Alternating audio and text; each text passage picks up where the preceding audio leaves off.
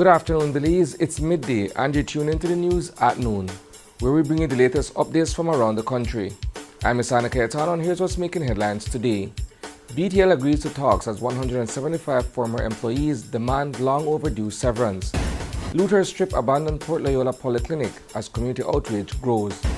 National bus company near launch as questions loom over its political future. And Belize rolls out $1.8 million plan to bolster disaster response and resilience. These stories and more are coming up in just 1 minute. Every night, I bring you the stories that matter, delivering the facts with professionalism and heart. As an anchor, my goal is to keep you informed, connected, and engaged with the world around us. But the news isn't just about the headlines.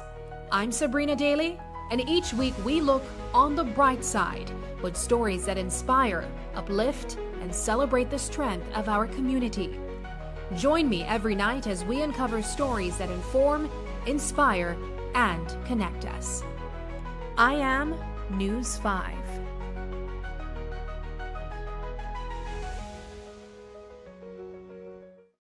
Welcome back. The long-running battle between former BTL employees and national telecom giant may finally reach a turning point. A letter addressed to the Belize Communications Workers for Justice, the BCWJ, reveals that BTL has agreed to sit down with the group today to finalize long overdue severance payments. This comes after weeks of escalating protests by former employees who say they've waited decades for what the company legally owes them. Many of these workers served BTL for over 20 years, and some have publicly shared their declining health and financial struggles as they continue fighting for compensation. According to BCWJ, more than 175 former workers remain unpaid despite a landmark Caribbean Court of Justice ruling that affirmed their right to severance regardless of pensions. The BCWJ has been unrelenting. Their demonstrations outside BTL's headquarters have stretched for days, calling out what they describe as, quote, bogus excuses and a lack of goodwill from a publicly funded company. Their frustration only intensified after learning BTL is pursuing an $80 million acquisition of SpeedNet, a move they argue should never come before settling debts with the very workers who built the company. Now, with the Labor Department stepping in as observers, BTL's sudden willingness to negotiate marks a significant shift. The company has acknowledged that payments will proceed even for employees whose claims fall outside the typical 6-year statute, a key sticking point in the dispute. The BCWJ says this meeting is long overdue, and they're heading into it with one demand: a definite date when every former employee will finally receive a check. As pressure mounts, and with the government signaling support for a swift resolution, the next 24 hours could determine whether this decades-old injustice finally comes to an end. Meanwhile, the government's long-planned national bus company is just weeks away from hitting the road, officially launching on March 1st with a $50 million price tag and the state holding majority control. 17 private bus operators are on board as the second largest shareholders, while institutional investors round out the ownership. The company's design mirrors the current public transport system, but there's a big question hanging over its future. What happens if a new administration comes in and reshapes the entire sector?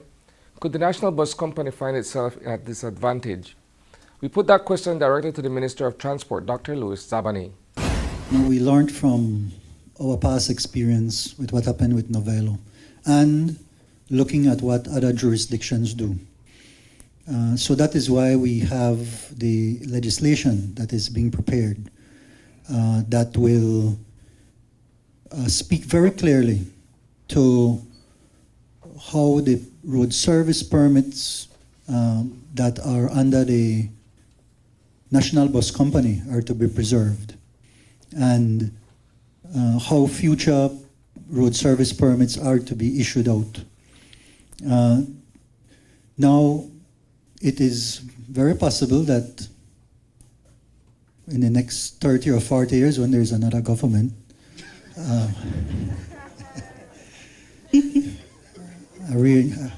that then maybe you would have a setting, but your point is well taken, that then you'd have a setting that they could reconsider, because that's what the people do, right? In our democracy, you get representatives, and if they have enough to make changes to the laws, then that's what they would do. But not without costs. What the Novello company did not have is legislation to protect them. And once there's the chance of a court ruling with costs, then those things have an impact on decision making. And secondly, we're betting that because of our extensive consultations across this country, that the ones who will protect, and because they understand how it works, will be the people. Southside residents say the Port Loyola Polyclinic vanished. What began last year as a temporary shutdown due to a dangerous mold infestation has now spiraled into something far worse. With the clinic sitting abandoned for months and no reopening in sight, the building has become a target.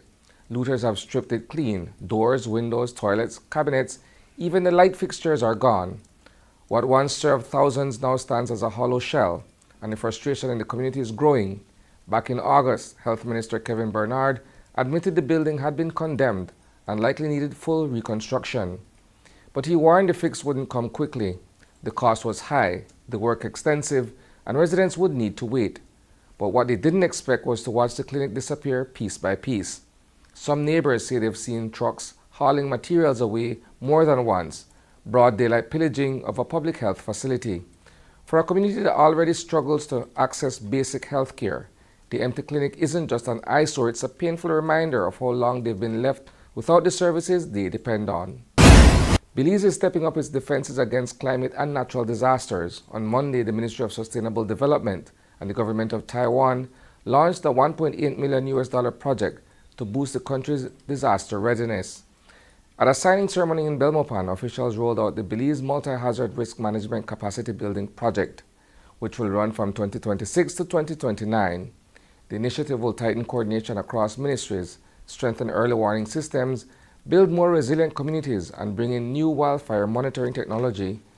Minister Orlando Habet and Taiwan's Ambassador Lily Li Wen-Su highlighted their country's shared commitment to resilience and sustainable development. Monday's signing underscores a strong Belize-Taiwan partnership and a united push to protect people and natural resources as climate risks grow. Finally, this week on Culture Tuesday, we're taking you south to Independence Village, where school pride doesn't just echo through the hallways, it also marches to a powerful beat. News 5's Paul Lopez spent the day with Independence High School Marching Band, one of the country's top drum corps, and the reigning Belize Bandfest champions. More than just an after-school pastime, for these students, it's also a commitment, an art, and a point of pride that defines their school's identity. They pour in hours of practice and resources to keep their title and raise the bar every year. Here's a first look at what they have in store.